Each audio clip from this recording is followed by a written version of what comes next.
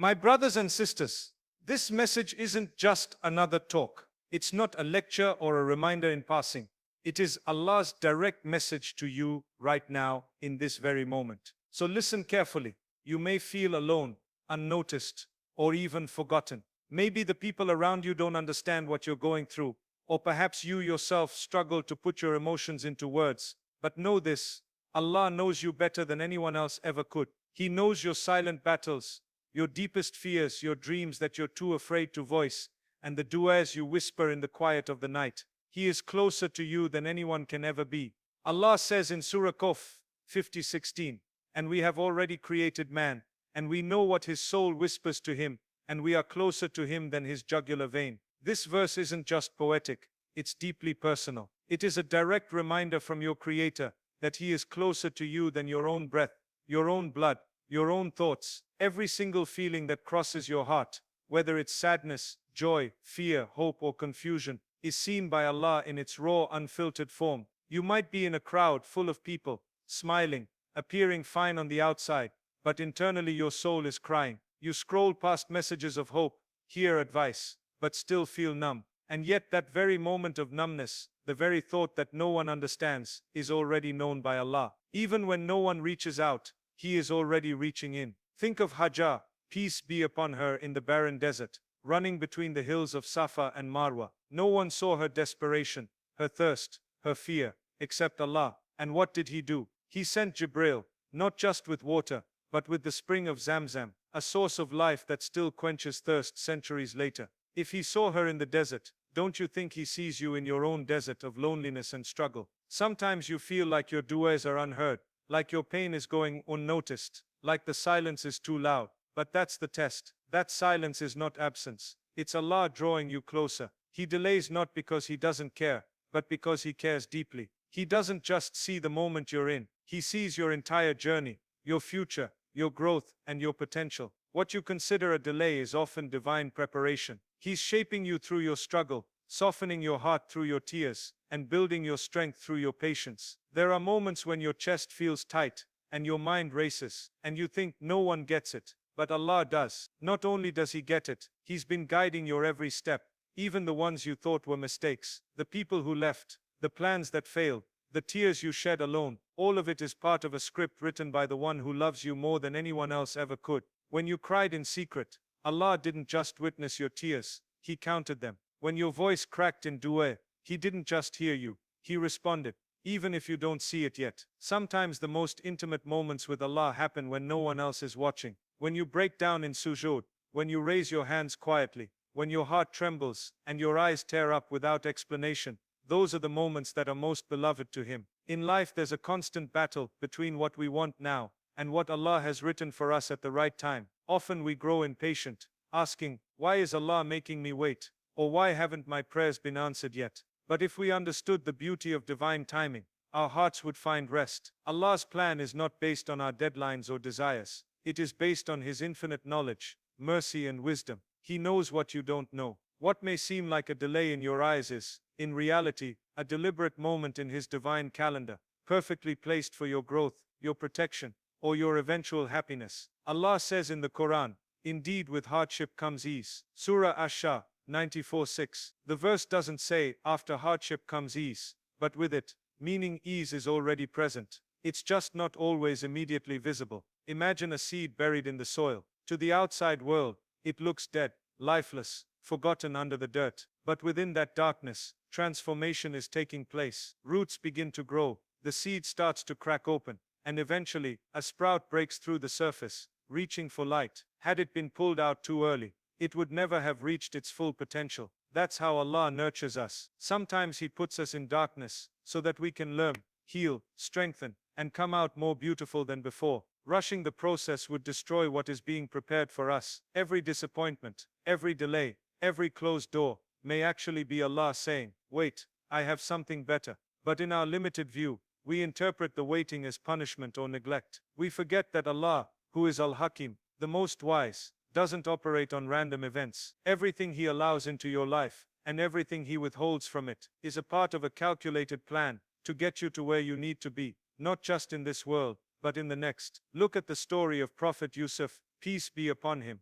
betrayed by his own brothers, thrown into a well, sold into slavery, imprisoned for a crime he didn't commit. Years went by with what appeared to be loss after loss, but behind every single trial, Allah was moving pieces into place. The prison was not a detour, it was a path that led to the palace. The betrayal wasn't the end, it was the beginning of a greater purpose. All of it happened not in his timing, but in Allah's perfect timing. If Yusuf had skipped even one stage, he would not have become the respected leader he eventually was. We too go through stages that feel like setbacks, but they are really setups for something greater. A job you didn't get, a person who walked away, a plan that fell apart. All of these might be things you cried over, only to later realize they saved you. Allah sometimes withholds what you want to give you what you need. Sometimes He delays a blessing, because if it came now, it would destroy you instead of benefit you. He is never late. His timing is not based on pressure, but perfection. Sometimes in life, we're looking for answers so desperately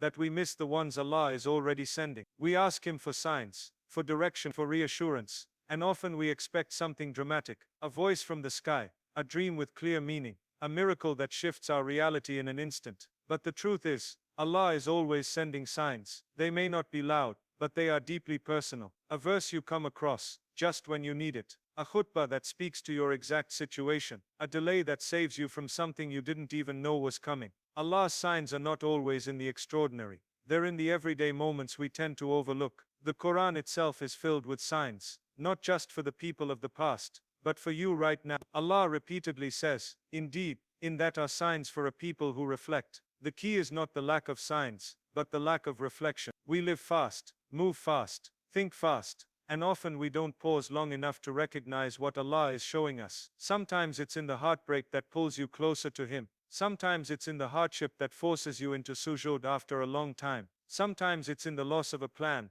that would have taken you far from your purpose. We see obstacles. Allah places them as protection. We see rejection. Allah is redirecting. When things don't go as planned, when your dua feels unanswered, it's easy to assume silence means absence. But Allah is Al-Latif, the most subtle. He works in ways so gentle, so hidden, that you often only see His wisdom in hindsight. A job you didn't get, a trip you didn't take, a message you never received. Only later do you realize how it was all a form of mercy. The sign was there all along. You just didn't recognize it as one. Even the people who come into your life, some to help you, others to hurt you, are often signs. They teach you, test you, and ultimately shape you. Sometimes Allah sends a person just to awaken something in your heart, patience, strength, or a reminder to return to Him. Other times, He removes people to purify your path, to clear the noise, and bring you back to the one who never leaves. The silence after someone walks away is often louder than any spoken word. That silence is a sign too.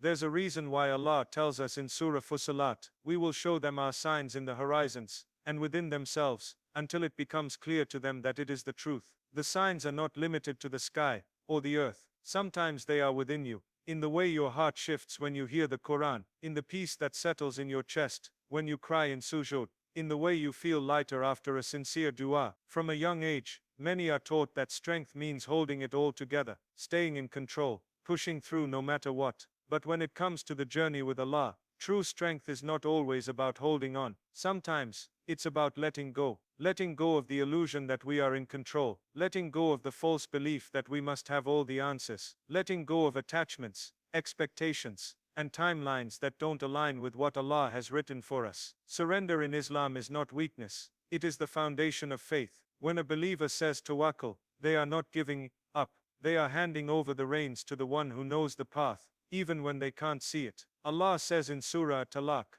"And whoever puts their trust in Allah, then He is sufficient for them." This ayah isn't just words of comfort, it's a declaration of power. Imagine being told that if you let go of your fears, if you surrender your anxieties to Him, He becomes enough for you, more than enough. What does it mean for Allah to be sufficient? It means He will fill every gap, provide for every need, carry every burden. But you can only feel the beauty of that sufficiency when you stop trying to carry everything alone. There are moments in life when you try everything. You plan, you work, you pray, you chase, and yet things still don't go the way you hoped. It feels frustrating, even heartbreaking. But that moment, the one where you drop your hands in exhaustion and whisper, "Ya Allah, I can't do this without you," that's the moment of surrender. That's when the real journey begins. That's when the doors that no effort could open begin to unlock. not because you forced them, but because you finally submitted to the one who controls them. Think about the prophets. Prophet Musa, peace be upon him, stood at the Red Sea, Pharaoh's army behind him,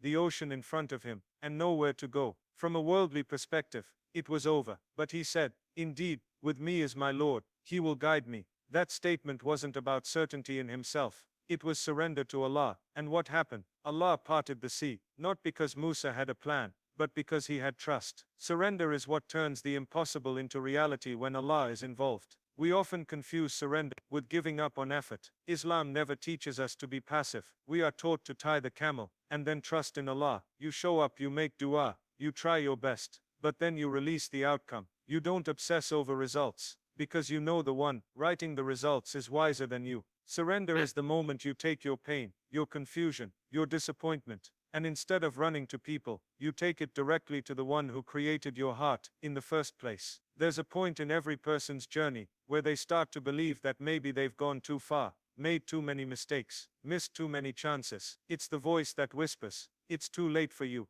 or "You've messed up beyond repair." But these whispers don't come from Allah, they come from Shaitan. Allah is never the one who pushes you away. He is the one who calls you back, again and again, no matter how far you've gone. As long as your heart is still beating, and your soul is still breathing, your story is not over. It doesn't matter how dark the past has been. Allah can still bring you into light. In Surah Az-Zumar, Allah says, "Say, O my servants, who have transgressed against themselves by sinning, do not despair of the mercy of Allah. Indeed, Allah forgives all sins. Indeed, it is He who is the forgiving, the merciful." This verse isn't just for people who've sinned once or twice. It's for the ones who think they've ruined everything. It's for the hearts drowning in guilt. It's for the people who are ashamed to return, who think they're too dirty to be welcomed back. But Allah doesn't just forgive. He loves to forgive. He doesn't shame you for coming back. He honors you. Some of the most powerful stories in Islamic history began at the lowest points. Umar ibn al-Khattab, they once set out with the intention to kill the Prophet, peace be upon him, and later became one of Islam's greatest leaders. The people of Taif rejected and abused the Prophet, peace be upon him, but later generations from that same city became firm believers. Redemption is a consistent theme in the story of this ummah.